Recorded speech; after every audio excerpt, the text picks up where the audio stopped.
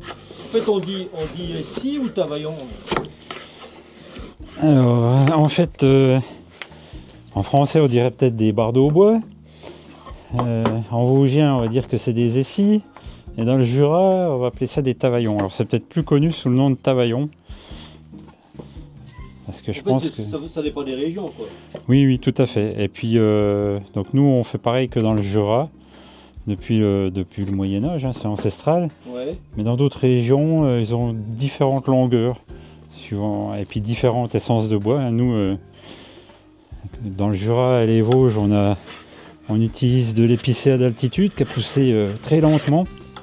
Mais dans d'autres régions, ils vont utiliser du châtaignier ou voire du chêne. Mais nous, ici, c'est vraiment l'épicéa, le bois local. Donc c'est en fonction des essences locales.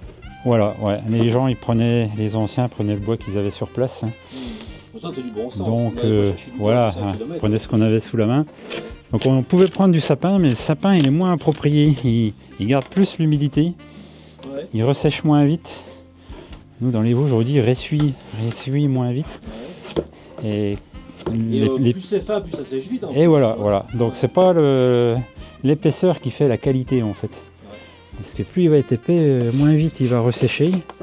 Le but c'est que ça laisse glisser l'eau, mais derrière il faut que ça ressèche vite et c'est pour ça qu'il se conserve longtemps. Voilà, je travaille sur commande la plupart du temps pour restaurer d'anciennes fermes, le patrimoine vosgien, lui redonner du cachet.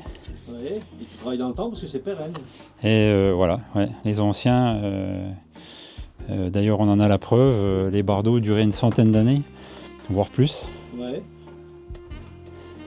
Et donc ça veut dire que ce que tu es en train de fabriquer là, dans 100 ans, ils seront encore bardeaux. Eh ben j'espère, ouais. Bon, je serai plus là pour voir, mais disons que je laisse une trace à chaque fois que je fais un chantier. Je mets la date. Ouais, j'ai toujours travaillé dans le bois et ça devenait trop industrialisé. On me demandait plus que du rendement et tout, et donc j'avais envie de passer à quelque chose de plus sobre. En gros, il faut une centaine d'essis pour faire 1 mètre carré, environ, hein. Puisque c'est toute largeur, hein, on ne calcule pas, c'est le bois qui commande. Et du coup, j'en fais en moyenne 100, 150.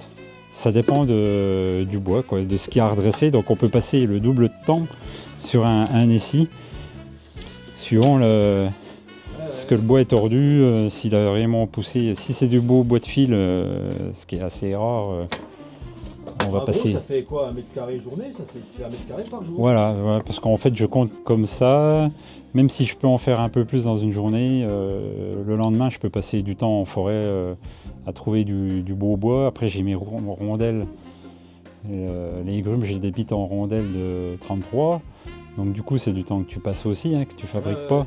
Oui, parce Donc que l'un dans l'autre, là on est sur le côté romantique. là on est vraiment sur le côté finition, Ouais. mais en amont, il y a énormément de travail que là, on ne voit pas. Mais du coup, voilà. C'est pour ça que mon carnet de commandes est vite rempli, hein, vu le faible rendement.